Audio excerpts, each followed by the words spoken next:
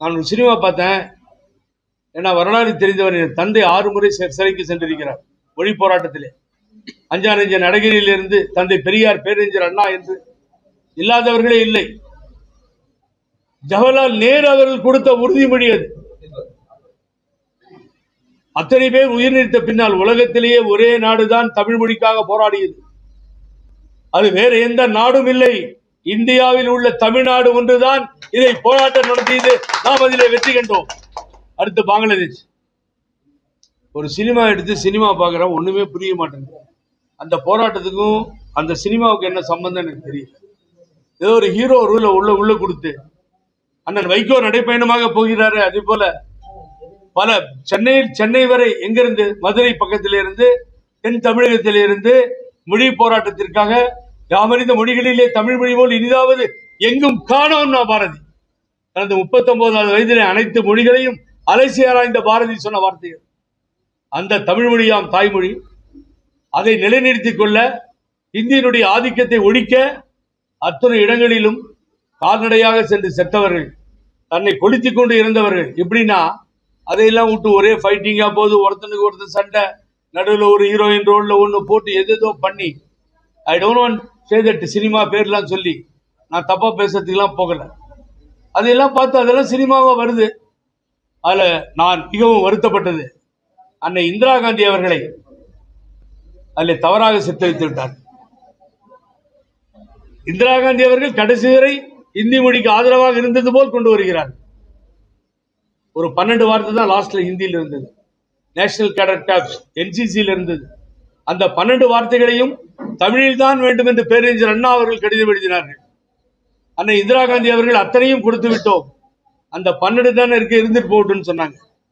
ஆனா திரும்பவும் கடிதம் எழுதினார். அங்கேதான் பேரறிஞர் பெருந்தகை அண்ணாவை பார்த்தோம். பெரிய மனதோடு எல்லாவற்றையும் கொடுத்து விட்டீர்கள், இந்தியை ஒழித்து விட்டீர்கள், வரவேற்கிறோம். இந்த 12ஐயும் செஞ்சிட்டீங்கன்னா முழு மனசோடு நாங்கள் திருப்தியாக இருப்போம், எடுத்து விடுங்கள் என்று பேரறிஞர் பெருந்தகை அண்ணா அவர்கள் சொன்னார். இப்படித்தான் இந்தி போராட்டத்தை பார்த்தோம். சினிமாவில் அது வேற இந்தி போராட்டமா இருக்கு. அது என்ன இந்தி போராட்டம் எனக்கு தெரியல. ஆகவே இப்படிப்பட்ட ஒரு சூழ்நிலை நிலவுகிறது. இன்றைய கூட்டத்தில் பாரதிய ஜனதா கட்சியினுடைய பின்னால் இந்த 4 தலைவர்களும் இருக்கிறார்கள் என்பதை தோலுரித்து காட்டிவிட்டேன். எடப்பாடி பழனிசாமி அடிமையாகி விட்டார். எங்கள் அண்ணன் OPS அந்த ரவுண்ட்ல இருந்து வெளியில வர மாட்டார். வந்தால் வரவேற்கிறோம். சசிகலா அவர்கள் பாரதிய ஜனதா கட்சி என்ன சொல்லுகிறதோ அதனுடைய அடிமையாக இருக்கிறார். அதுல மாற்று கருத்தே இல்லை. பெயர் சொல்லாத ஒரு நண்பர் என்னன்னா, அப்போ சாகர் வரைக்கும் பிஜேபி கிட்ட போக மாட்டேன்னு சொன்னவர். அவர் நடுவில் எல்லா இடத்துக்கும் பிரச்சாரம் போறேன்னு சொல்லி சொன்னார். இப்ப என்ன சொல்றாரு, அரசியல் நிரந்தர எதிரியும் இல்லை, நண்பனும் இல்லை. யாரிடம் சொல்லுகிறீர்கள் அப்பொழுது? அப்ப நீங்க கேட்கலாம், நீங்க யார்கிட்ட போறீங்க சொல்லுங்க அப்படின்னு. என்னுடைய தாய் வீட்டை விட்டு வெளியிலே செல்ல தயாராக இல்லை. அதே நேரத்திலே மிக தெளிவாக சொல்கிறேன், அதற்காக சும்மா இருந்து விடவும் போவதில்லை. தேர்தல் நேரத்திலே ஒரு கட்சியை நாங்கள் ஆதரிக்கத்தான் போகிறோம். அதற்காக தமிழகம் முழுவதும் பிரச்சாரம் செய்து வரத்தான் போகிறோம். அந்த தலைவரை கோடிட்டு இவர்தான் சரியான தலைவர் என்பதை எடுத்து சொல்லத்தான் போகிறோம். அதனுடைய ஏற்பாடுகள் தான் இங்கே நடக்கும். ஆகவே நான் கோடிட்டு காண்பித்து விட்டேன். நிச்சயமாக அது நடக்கும். எந்த காலத்திலும் தலைவரையும் அம்மாவையும் விட்டுவிடவும் மாட்டோம். கொண்ட கொள்கைகளை சூரியமூர்த்தி மற்றவர்களும் பேசியது போல, மோதிரம் சொன்னது போல, தலைவர் பைலாவை தொட்டான் கெட்டான், அன்னையோட முடிஞ்சு போச்சு. இந்த கொடியவன் எவ்வளவு பெரிய கொடியவன்னா, பொதுச் செயலாளர் பதவி அம்மாவுக்கு தான் இந்த நிரந்தரமாக போட்ட தீர்மானத்தை தூக்கி எறிந்து விட்டு நான் தான் பொதுச் செயலாளர் என்று சொல்லிக் கொள்ளுகின்ற ஒரு கொடியவன் தான் பழனிசாமி. பழனிசாமி திருத்த முடியாது, அரசியலும் தெரியாது. பழனிசாமி எதிர்கட்சி தலைவராக திமுக வருவது. பழனிசாமி முதல்வர் ஸ்டாலின் திராவிட முன்னேற்ற கழகம் ஆட்சியில் தொடர வேண்டும் என்று சொல்லுகிறார். அதுதான் சமீபத்தில் செல்லூர் ராஜு சொன்னார். எங்க அண்ணன் திண்டுக்கல் சீனிவாசனும் அதுதான் சொன்னார். ஆகவே அவர்களும் ஒற்றுமையாக நன்றாக இருக்கட்டும், ஒன்றும் தப்பு கிடையாது. ஆனா தம்பி பழனிசாமி, நீ எதிர்கட்சி தலைவர்லாம் ஆக முடியாது. ஒண்ணு கிணவளவு கூட காணாத, வீதியா எடப்பாடியில் வருவேன் நானு. அங்க நீ ஜெயிக்கணும்னு மாத்திரம் நினைச்சிடாத. பாமகலாம் ஓட்டு கிடையாது, யாரும் போட்டு போட போறது இல்லை. அங்கேயும் தோக்கதான் போறீங்க. 10 இடத்துல ஜெயித்தார், வெற்றி பெற்றார். அருமையான ஒருத்தர் வேலுமணி, சந்தேகமே இல்லை. நிறைய திட்டங்களை செய்தார், நான் குறை சொல்லவில்லை. ஆனால் 12,000 இலக்காவும் உங்க கையில தான் இருந்தது. ஆகவே கோயம்புத்தூர்ல எங்கேயாவது ஜெயிச்சிருவோம் கனவுலாம் காணாதீங்க. ஒரு இடத்துல கூட ஜெயிக்க முடியாது, சேலத்திலையும் ஜெயிக்க முடியாது. ஒட்டு மொத்தமா வாரிடும் கொங்கு எங்கே மீதியெல்லாம் அடிச்சுட்டு வரும். அவர் செங்கோட்டையன் ஜெயிக்கிறதுக்கு வாய்ப்பு இருக்கு. ஏன்னா அவருடைய ஓட்டுக்கு, விஜயோட ஓட்டுக்கு கோபியை தட்டிட்டு வந்துடுவார், தெரியவர். ஆகவே இதுதான் நிலைமை தமிழகத்திலே. அதிமுக எடப்பாடி பழனிசாமி தலைமையில் இருக்கின்ற அதிமுக ஒரு இடத்தில் கூட வெற்றி பெற முடியாது. இதை பார்க்கத்தான் போகிறீர்கள். அதற்கு நாங்கள் தான் காரணமாக இருப்போம்.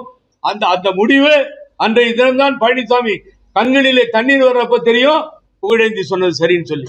அதை கோவையிலே தோங்கி இருக்கிறேன். தமிழகம் முழுவதும் எங்கள் பிரச்சாரம் தொடரும். சார், மக்கள் தீர்ப்பை மகேசன் தீர்ப்பு என்று சொல்வார்கள். இன்றைய சூழ்நிலையில் அவருடைய கட்சி ஸ்ட்ராங்கா அந்த கூட்டணி இருக்கிறது. ஆகவே அவர் ஆட்சி அமைக்கக்கூடிய இடத்தில் இருக்கிறார். ஆனால் 4 மாதத்தில் என்ன நடக்கும் என்றெல்லாம் சொல்ல முடியாது. இன்னொரு பொள்ளாச்சி பாலியல் சம்பவம் இல்லாம பாத்துக்கணும். எடப்பாடி பழனிசாமி ஆட்சியில் வந்த மாதிரி இங்க ஆட்சியில் வந்துருச்சுன்னா ஆபத்தா போய் முடியும். ஆகவே எப்படி எந்த நேரமும் எதுவும் மாறும். பாருங்களேன், இந்த சினிமா படத்தை நிறுத்தி வச்சு எவ்வளவு பெரிய கெட்ட பேருன்னு பாருங்க. அது மாதிரி நிகழ்வுகள் எல்லாம் மத்திய அரசுக்கு அது எதிர்ப்பு, ஆனால் மக்களுக்கு புரியாது. மாநில அரசு மேலேயும் இவங்க தான் காரணமானு கூட நினைக்கிறாங்க பல இடத்துல. போட்டி திராவிட முன்னேற்ற கழகத்திற்கும் தாவேகாவுக்கும் தான் போட்டி. மாற்று கருத்து லிஸ்ட்லேயே கிடையாது. 4வது இடத்துக்கு போயிட்டார்.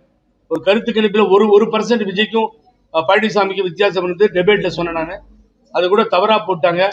சீமான் 3வது இடத்துக்கு வந்து 4வது இடத்திற்கு இந்த பழனிசாமி போவார். ஆகவே அதிமுக தொண்டர்கள் ஒருவரும் விரும்பவில்லை. அது கோவையே பெரிய முன்னுதாரணமா இருக்கும். கோவையிலே டெபாசிட் இழக்கும் பொழுது ஏற்கனவே உங்களுக்கு தெரியும், 7 இடத்துல டெபாசிட் போச்சு. நாடாளுமன்ற தேர்தலில் 13 இடத்துல பிரிடி போச்சு. அண்ணாமலை முந்திட்டு வந்தார் ஓட்டை வாங்கி. பார்த்தோமா இல்லையா? கோவையில அதே நிலை தான் நீடிக்கும். உள்ளாட்சித்துறை 0 போச்சு. ஒரு 7-8 கவுன்சிலர்ஸ் தான் ஜெயிச்சிருப்போம் நம்ம கோவையில். இது எல்லாம் போயிடுச்சு. ஆகவே அதிமுகவை அழிக்க முடியாது. தலைவரையும் அம்மாவையும் இரட்டை இலை சின்னத்தையும் ஒண்ணும் பண்ண முடியாது. பழனிசாமி தலைமையில் இருந்தால் இது உருவிடாது அப்படிங்கறத தான் நான் சொல்லிட்டு இருக்கேன் ஆரம்பத்தில்.